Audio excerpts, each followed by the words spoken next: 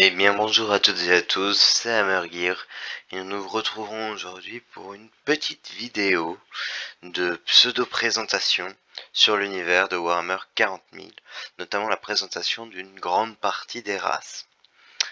Cette vidéo ne sera probablement pas complète, aussi je vous redirigerai vers la chaîne d'un youtubeur dont je mettrai le lien dans la description, qui expliquera beaucoup mieux que moi l'ensemble des races, de la situation et le lore de l'univers. Donc dans les races que l'on rencontrera principalement dans Warhammer, notamment dans la série des Dawn of War, nous aurons les Eldar, qui sont représentés par les trois races qu'il y a ici. Les Asuryani, qui sont ceux que nous croiserons dès la première campagne. Ce sont les Eldar classiques, les survivants de leur espèce. Les Drukhari, juste là, sont les Eldar noirs qui se sont laissés corrompre par les dieux du chaos. Les Harlequins sont une autre branche, mais qui n'apparaissent pas directement dans les Dawn of War. Nous avons ensuite les Nécrons. Faits de living metal, ces êtres antiques se sont réveillés après des millénaires de sommeil afin de semer la mort à l'intérieur de l'univers et reconquérir les planètes qui jadis étaient leurs. Les orques, des xénos, ni plus ni moins bêtes et féroces, qui vivent pour se battre. Ils sont souvent présents sur tous les fronts dans la galaxie et ne vivent que pour piller, craser. Nous avons ensuite l'Empire Tau, découvert très récemment dans l'univers de Warhammer 40 000 par les forces de l'Imperium, et ils survivront à un exterminatus grâce à une tempête warp, avant de devenir une force majeure de la guerre, faisant des progrès technologiques relativement considérables. Nous avons ensuite les Tyrannides. C'est des essaims de bêtes qui évoluent avec le combat et qui vivent selon l'esprit de la ruche. Ce sont des créatures sans peur et très sauvages qui dévorent les mondes pour survivre. Ils sont liés directement avec, ici en bas, le culte des Genestealers, qui sont en fait une dérivée de leur espèce, qui infectent les planètes de l'Imperium notamment, pour y poser les graines d'une invasion. Nous arrivons maintenant vers l'une des autres majeures factions avec les orques et les Eldar, l'Imperium de l'humanité. Nous avons tout d'abord les Adeptus Astartes, des surhommes modifiés pour vaincre les menaces extérieures et réunifier l'humanité.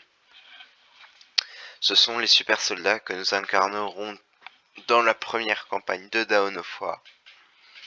Également dans celle de Dawn of War 2 et celle de Dawn of War 3. Nous avons ensuite la Death Watch, commando d'élite parmi l'Adeptus Astartes. Ses membres sont spécialisés dans de nombreux domaines et se chargent d'éliminer les hérétiques et les xénos. Les Grey Knights, issus d'un chapitre du système solaire, est un chapitre de Space Marines et de Psyker, des sorciers ayant une affinité avec le Warp. On pourra les jouer dans toutes les campagnes de Dawn of War, mais comme unité ultime d'infanterie de l'Adeptus Astartes.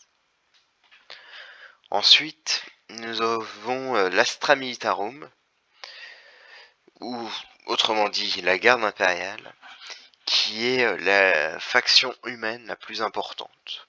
unité de base de l'humanité. Elle prend de nombreuses apparences en fonction de la planète d'origine et est relativement faible, mais forte par son nombre.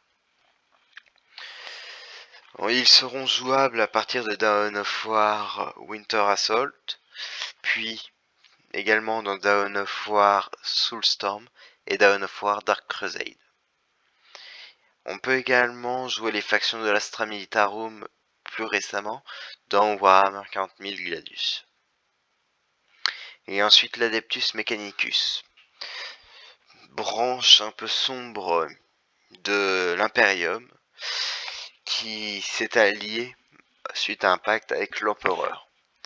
Ils vénèrent le dieu machine et sont en charge de la fabrication de toutes les armes, armures, machines, technologies de tout l'Imperium.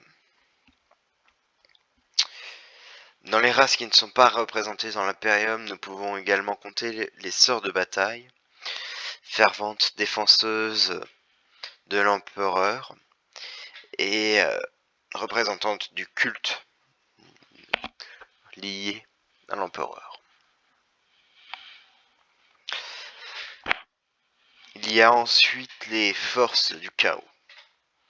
Corrompues par les entités suprêmes du Warp, nous avons les hérétiques Astartes, souvent accompagnés de cultistes du chaos, qui sont des civils et des gardes impériaux corrompus par les dieux du chaos.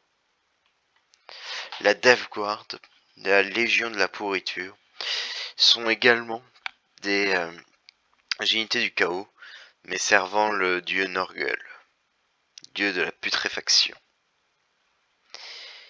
Et enfin dans le chaos, nous avons les Thousand Sons, qui sont une légion de Space Marines sorciers, au même titre que les Grey Knights pour l'Imperium. Ceci clôt une présentation générale des espèces, et je vous invite maintenant à aller voir cette chaîne Planet Wargame, dont je mettrai le lien dans la description, qui présente toutes les races, toutes les appellations, une énorme quantité de lore, et qui explique très précisément beaucoup de choses sur l'univers de Warhammer 40 000. J'espère que cette vidéo vous aura plu, bien qu'elle ne soit pas très développée. Et j'espère que vous aurez un peu mieux compris les races présentes dans Warhammer 40 000.